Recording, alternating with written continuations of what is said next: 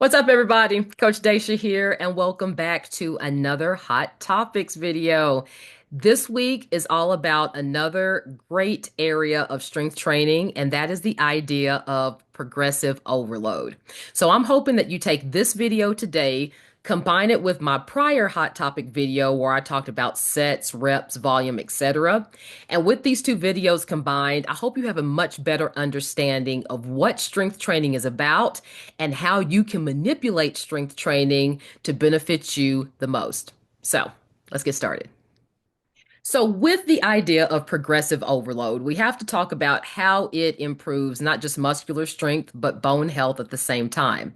Your body has a couple of different principles that it works on, one of them being progressive overload, the other being the SAID principle. And that one stands for specific adaptations to impose demands.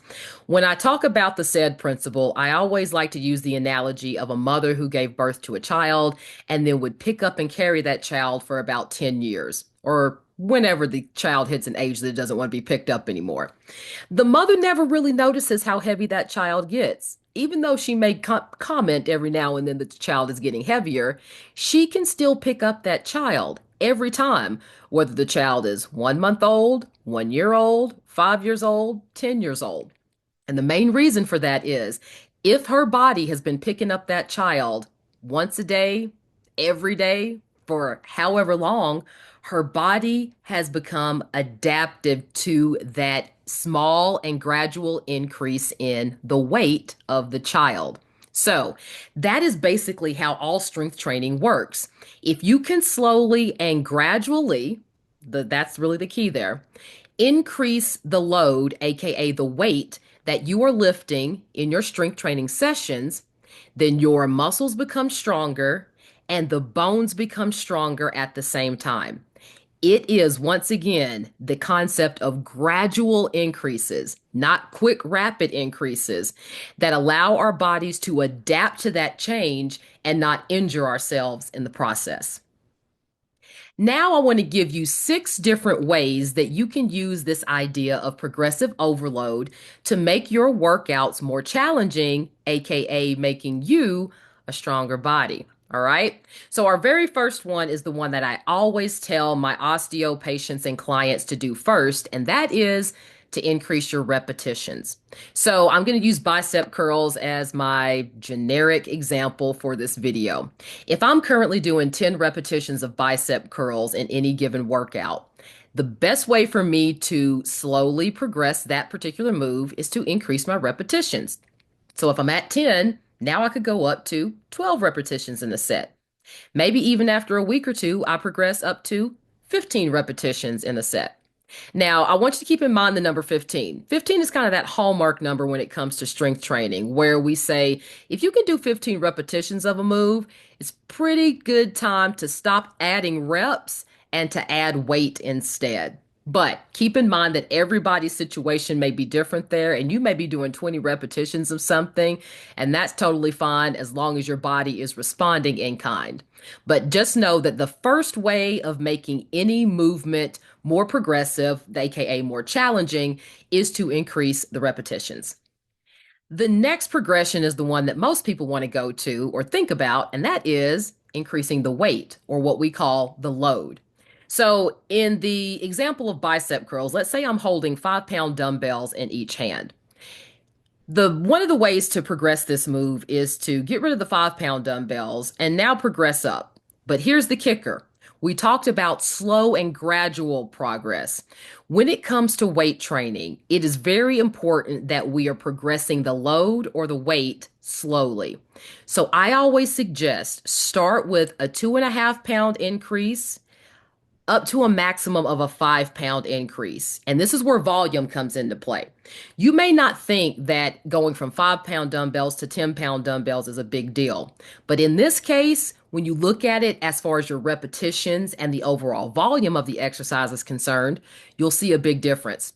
If I'm doing 10 repetitions with 5 pound dumbbells, then my volume is 50 pounds. If I decide to ditch the 5 pound dumbbells and go up to 10 pound dumbbells, and I'm still trying to do 10 repetitions with proper form and technique, that is, I went 10 times 10. Now I'm at 100 pounds of volume. That's a big jump, and your body may not respond in kind.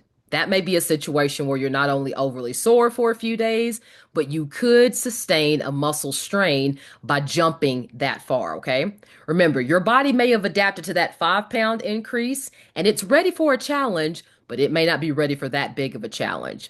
So when you are ready to increase the weight of an exercise, try to increase that weight in small increments, 2.5 to a maximum of 5 pounds at a time.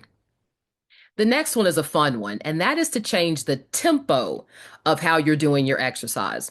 So if I'm doing the bicep curl, and let's say I'm doing it pretty slow, I'm coming up in 2 counts and I'm going down in 2 counts.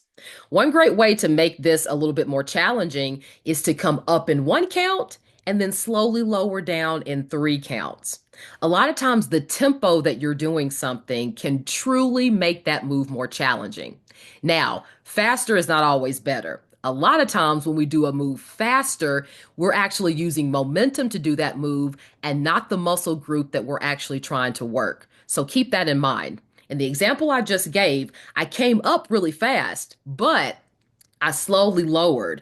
That slow lowering is what we call the eccentric part of the lift, where we're actually fighting gravity to slowly lower the weights back down safely. That's the challenging part of this particular move now. It may not necessarily be the contraction when we come up here, the concentric part of the move. It may be the eccentric part that now becomes more challenging. Either way, the tempo that you start to use and play around with is a great way to progress any exercise. Next up is rest time. So go back to our bicep curls. Let's say you're doing 3 sets of those 10 repetitions. In between each set, you're currently taking about a 60-second break. If that's become a pretty easy exercise for you, instead of giving your muscles a full 60 seconds to recover, let's shorten that recovery window to maybe 30 seconds. And now see how challenging that second set and that third set become when you decrease the rest time. This is always a good one to try to implement when you want to get your full workout in, but maybe you're crunched for time that day and you don't necessarily want to add more repetitions and you don't necessarily have the time to try to figure out new weight selection. If you can simply decrease your rest time, that is a great way to make your workout more challenging. The next one is to increase range of motion. So I always tell my clients and my patients that to modify any move, to make a move more easy for you, or easier, I should say. I shouldn't say more easy. We'll say easier. You can decrease your range of motion. So let's get away from the bicep curls and let's go to squats. You have probably seen some people who do a squat and they go so low that their butt actually goes lower than their knees. All right? That may be perfectly fine for that person and perfectly safe for them. But I may have somebody else who simply bends their knees to about a 15 to 20-degree angle.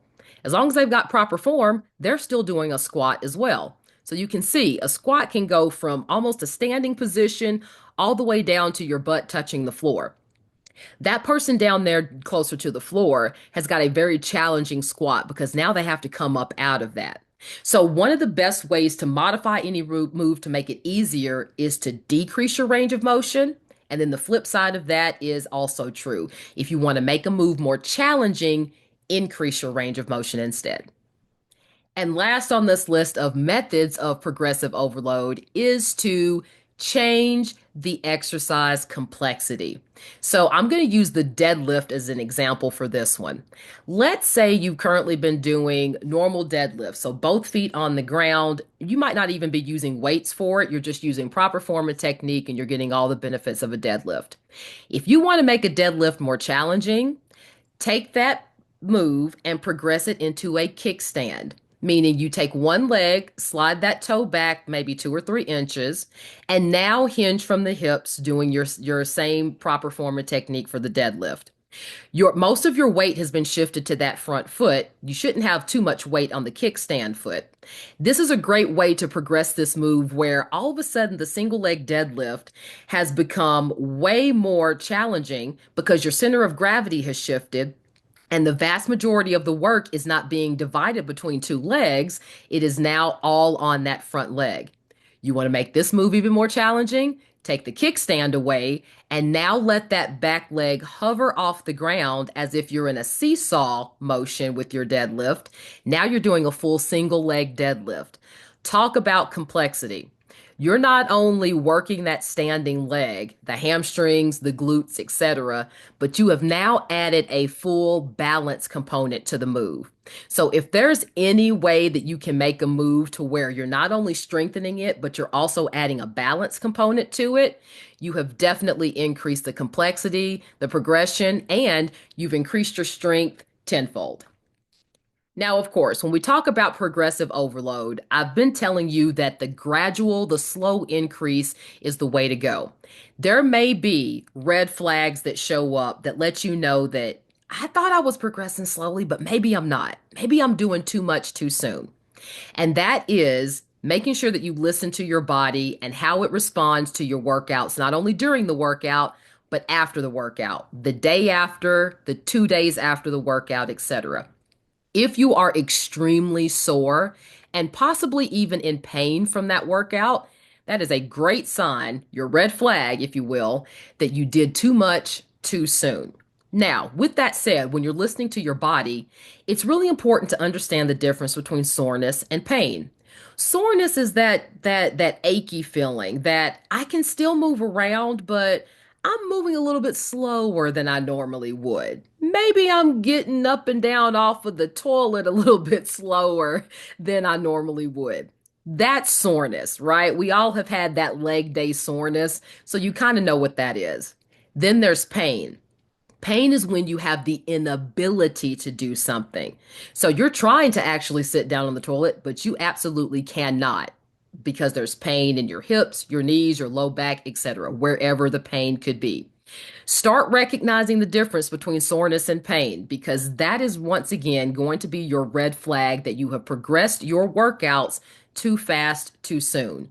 Remember, we're walking a fine line when it comes to osteoporosis and that diagnosis, right? We want to do a lot. We want to strength train. We want to do a lot of impact, but we also don't want to cross over that line to injury, possible fractures. We want to make sure that we stay right there, that sweet spot for each one of us, and make sure that we're doing the movements and the exercises that honor our body, that make us stronger, so we can keep living with vitality. So, when do you progress? This is a great question.